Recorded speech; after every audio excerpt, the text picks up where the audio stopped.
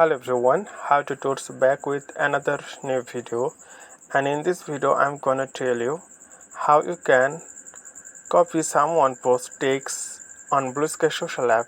Okay, so for example I like this post maybe, but I want to copy this post, but you will not able to copy this post if you tap it a long press, then it will not able, it's not a wave.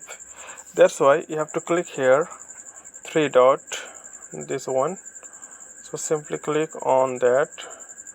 Once you click on that, then you will see copy post text. So simply click on this. It means the everything in this post copied. So you can send anyone. You just paste and send them. So it's really easy, friend. So today's no more, and thank you for watching.